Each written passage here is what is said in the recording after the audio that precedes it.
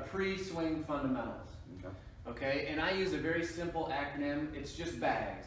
When I come out here to practice, I'm going to take my bag with me, and then when I set my bag down the range, it reminds me to work on my pre-swing fundamental. BAGS is going to stand for ball position, alignment, grip, and stance. Let's talk ball position.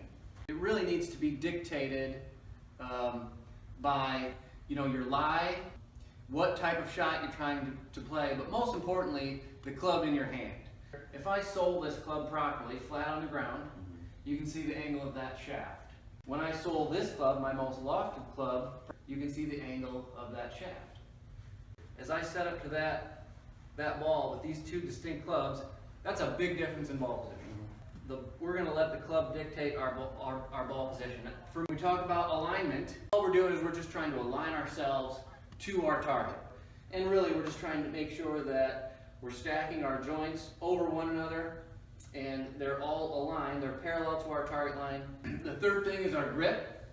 You can see that your V here is going right in between your right ear and your right shoulder, and your V here also going in between your right ear and your right shoulder. That is a neutral position. I wouldn't want to change anything there unless for some reason we've got some ball flight issues or a big miss, and then we might tweak that a little bit, but that grip is very good. In general, we want to be neutral. Like I said, it's between the right ear, right shoulder. And then the last thing is stance. We want to think of golf as an athletic move. People start to forget that it is an athletic move. I really like to think of, shooting a free throw. And I'm going to get in a good position with my knees bent, my hips bent so that I can shoot a free throw and so that for me, but I mean, you can take anything. Chris was a quarterback in high school. You can even think of, getting under center, just getting athletic and just really prepared to put a good move on the ball. So that's our pre-swing fundamentals. I want your weight forward on that left side. It's good. It's in the back of the stance, which is really good. Good knee flexion. Again, we want to be athletic. What the difference between the chip and here is, we're going to really change the ball position. We want to really solidify that lower half, and we're just going to go ahead and rock the shoulders around a still spine. So again, my stance is open, ball's in the front of my stance, and I've opened up my club face, and to try to counteract this ball from going too far to the right, my stance is open. This basket, I'm going to set this just in front of the ball so that the path of your club has to go right at the target. Go ahead and move this over even a little more. A little bit. Your path is really good. Slightly into out still, but again, that's in the margin that we really like to see. We've kind of talked about club path and what that does to where that ball starts, right? So now we need to figure out how to get that ball to fall out of the sky in the right direction. So when that ball starts out straight and plays a big old draw like that, what do you think your club face looks like at impact? You can see here on TrackMan that it was 4 degrees closed. Okay. Why don't you make a couple swings trying to hold that club face open through impact. Try to make sure that that ball is going to fall the sky to the right.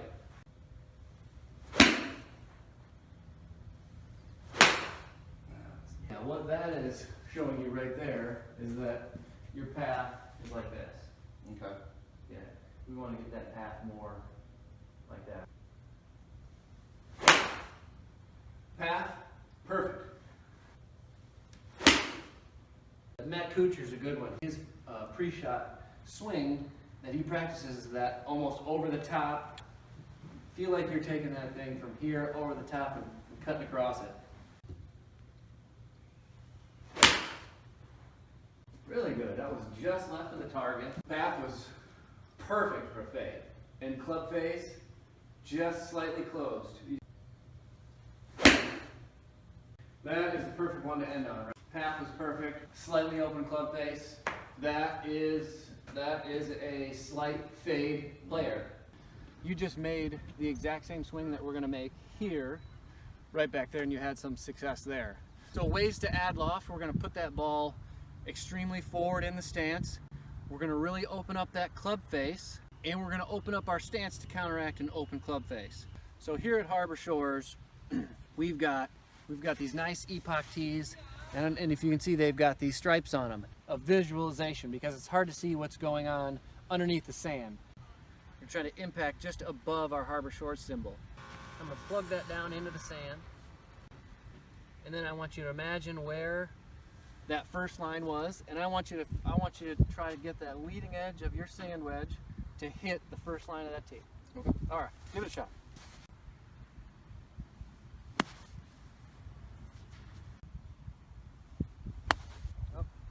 Remember that line, it was about halfway down the tee. Got to get the leading edge right through that line. We're chopping that tee in half. Very good. Very good. So still imagine that that tee is underneath that golf ball, and you're going to hit it right in that middle line. Very good. Beautiful. That's a pretty good one right there. Yeah.